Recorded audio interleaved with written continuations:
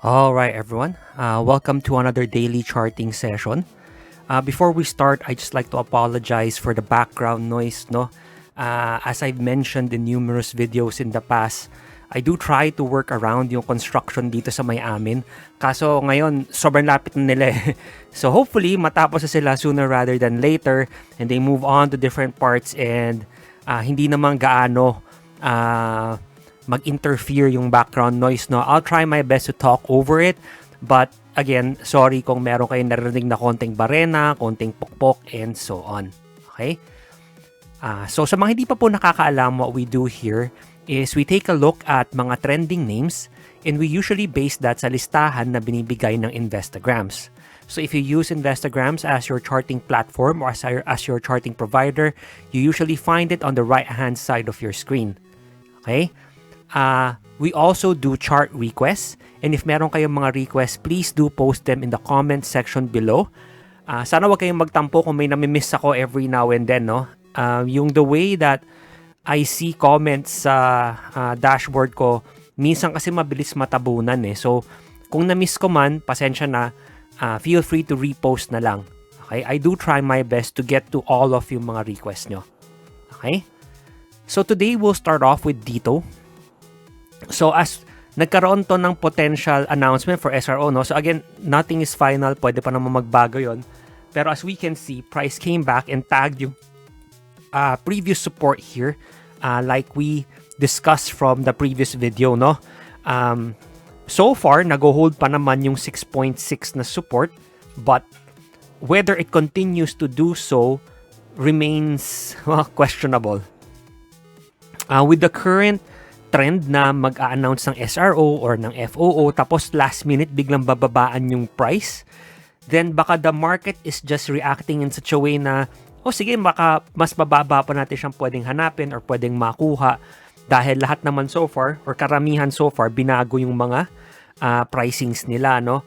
That said, if mabasag yung 6.6 na support, I'm sorry, no, I tried zooming out pero hindi nakikita yung chart eh.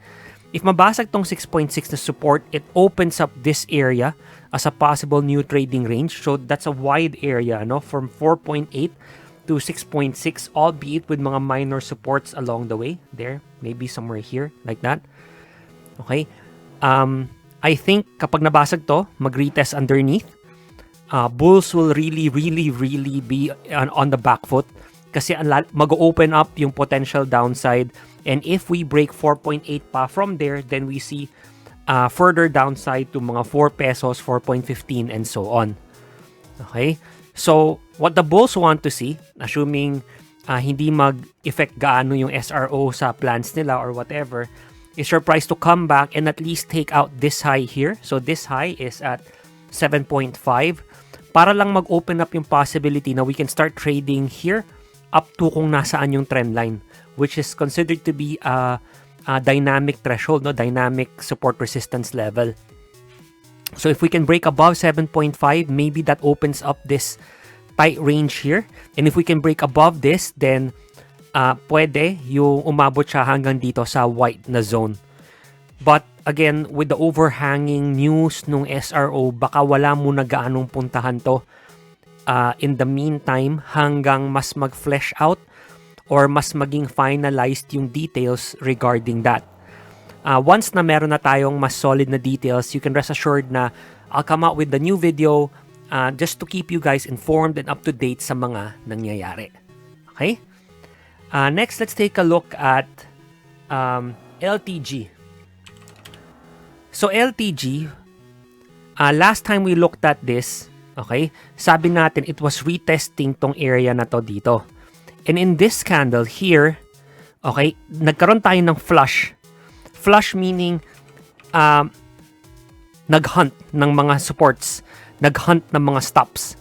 Nagkaroon tayo ng flush, closed up, decent na hammer. Okay? Then from there, we started pushing up. But as we discussed in previous videos, nauntog nga tayo sa resistance na to at 10.72. Okay? Now, after natin mauntog dyan, price kept trying to move back above it. So for the past 2 candles, nakikita nyo yung ginagawa nyo, ano? But unfortunately, hindi pa rin mabasag-basag. Okay? So what's happened is prices come back dito sa previous area ng mga cluster of highs dito sa range na to prior to price quote-unquote breaking out para lang mauntog dito sa next level of resistance na to. So what I want to see from here is sana hindi lang na yung mag-trade above 10.72. We have to move this level here na up to there. So we wanted to break and close above 10.88 para mag-open up tong trading range na to up to possibly 11.5. Okay? And what we don't want to see, ngayon mas clear cut na, pwede na natin tanggalin tong white zone natin from here. Okay? What we don't want to see is for price to come back down, break itong area na to, retest it from underneath, makahanap tayo ng resistance, tas mag-collapse. Kasi that brings us back down to this range here. Okay? So yun yung sa LTG. Again, so far, gumaganda naman yung chart niya. It's just that parang binibentahan pa rin talaga ng binibentahan. Hindi naman surprising considering where price is. Dito tayo sa area of previous consolidation. May mga tries sumalo. So now that price is coming back there, baka yung mga nakasalo, sinusubukan lang nila makalabas ng break-even or may small na kinita. We don't know, no? So hopefully nga, mabasag na tong 10.88 sooner rather than later, opening up this wider range, 11.50, and if that breaks, 12.06 and beyond. Okay? And again, we don't want to see it break below this area down here. Next, let's take a look at JFC. So JFC has been printing new 52-week high. 52-week high. Sorry, nabubulol ako. Okay, we've been printing new 52-week highs. And we have now almost reached yung next level of resistance at 259.8. So nag-close tayo. Yung next level of resistance is at 260. Nag-close tayo at 259.8, no? So we've almost reached that. So hindi ako magugulat if we find some sort of reaction now that price has reached this level. Yung 260 galing yan here. Okay? Dito sa resistance na nag-form dito when price fell, tried to push up, tapos nag-collapse.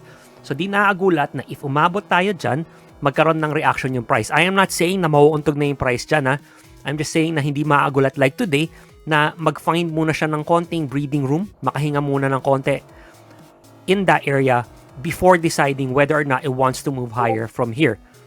So potential scenarios include na pwedeng mag-consolidate na naman muna tayo at the high. Pwede tayong mag-flag. Okay, papunta rito. Dito sa 244, 245 na area. We can flag there. Then see if kukuha lang siya ng buwelo to break higher. See if we can push above 260. But what we don't want to see, yung bearish scenario, is for price to undo this entire move, break below etong 228, test it from underneath, hold, create new low. Pag ganito, then highly likely we come back and possibly revisit tong 218 na minor support or even all the way hanggang 208. Okay? So yun yung ayaw nating makita sa JFC. Next, let's take a look at WLCON, no? So WLCON, what's been going on was nagkaroon tayo ng spike higher here as we discussed in future videos. In past videos, we pulled back, consolidated, moved up, nagko-consolidate tayo dito. So in essence, what we're looking at right now is possibly para nag-i-stair-step siya, di ba? Like so. Na I am not saying na tutuloy siya from there. I'm just saying na yun yung itsura niya for now. With this previous area of consolidation holding as a possible area of support.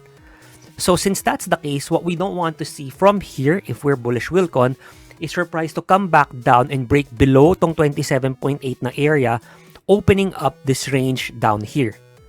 If mabasag pa yung 25.3, then that opens up this wider range down here. Instead, what we want to see from this current structure is magpatuloy lang na sana next step is we break above tong 31.9 na area, 32, then possibly consolidate ulit. Talagang nag-i-stair step siya pataas, no? Para lang mag-open up yung possibility na we come back and tag yung high at 40 pesos. Okay? Now, if ma-break yung 40 pesos, obviously, all-time highs na naman tayo ulit, so all bets are off. So that's something to watch out for with the current structure here in WLCON. Okay? Another possibility, of course, which malamang no one likes to hear, is baka for the rest of Q4, mag-consolidate na lang muna to. After all, ang laki ng tinaas niya ngayon 2021, di ba? So baka napagod na siya, and itong Q4, baka mag-consolidate muna tayo. Okay? Consolidate tayo dito sa area na to, then baka Q1 na siya mag-decide kung gusto niya mag-break higher, and then, again, open up the possibility to retag 40 pesos. Okay? And then finally, let's look at MEG. So MEG today, we broke up itong level of resistance na to at 3.31. Okay? Yesterday, we broke up here, dito sa level of resistance na to. So had I been looking at this yesterday, I would have said something like, oh, we'll likely trade within this range muna. However, walang pahinga, no? Talagang tumuloy. So now that we broken up, what I want to see here is either mag-consolidate muna tayo dito kasi itong range na to nag-open up na siya for potential trading, di ba? Pwedeng dyan muna magstay yung price, possibly tagging yung 3.56 na resistance next. Pwede rin na from here na magkaroon muna tayo ng flag, no? So, bull flag, something like so. Okay? Pwede tayong mag-flag, come back into this level where nag-range siya before. Tapos from there, let's see kung mag-breakout para mabigyan ng mas magandang entry yung mga hindi nakasakay. Kasi right now, hahabol ka in this candle. We're looking at yung possible next target, 3.56. We are at 3.38, so that's roughly 20 cents, no? Pero your stop would need to go, sabihin natin, beneath here. Beneath 3 pesos. So you're risking 38 or 40 cents to possibly make 20 cents. So 1:2 na risk reward. It's not the best. Okay? It's not the best. So we want some type of structure to lead us into the trade assuming that you're bullish ng MEG para mabigyan tayo ng mas magandang risk reward na trade. After all, it doesn't matter naman kung mas mahal mo siya ng konting mabili as long as tumuloy siya tas makukuha mo yung desired risk reward mo. 'Di ba?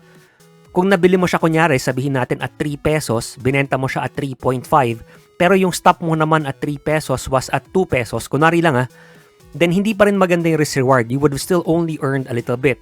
Whereas kung kunyari, sabihin natin, nabili mo siya at, let's say, 3.3, ganon. Nabili mo siya at 3.3, stop mo was at 3 pesos, so you'd be risking 30 cents to make 50 cents. Mas maganda yung risk reward na makukuha mo. So, mas malaki yung pwede mo maitaya, mas malaki rin yung pwede mong kitain.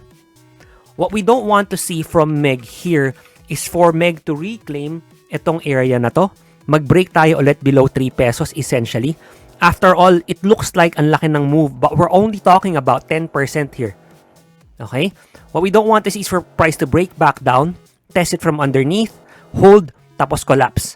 Pag ganon, we might come back and revisit tong cluster of lows here. Okay? Yun yung ayaw nating makita. Of course, everyone's favorite, syempre, kung pwede, tuloy-tuloy na lang, basagin yung 3.56, then we come back and see if we can tag yung high of 3.76 next. Okay? So, yan po yung MEG. So, guys, dito po nagtatapos yung video natin. Again, I do apologize for the background noise. There's really not much I can do about it. I hopefully, kahit papano, despite all of that, meron naman kayong natutunan, meron naman kayong sana nakatulong naman po to sa inyo kahit papano. And as always guys, thank you so much for watching. I really appreciate it. Good luck and happy trading.